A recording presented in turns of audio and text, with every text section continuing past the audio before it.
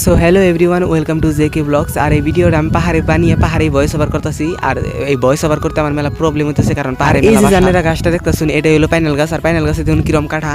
আর পাইনাল খাইতেও যেমবা স্বাদ, পাইনাল কিন্তু পারতেও অম্বা কষ্ট।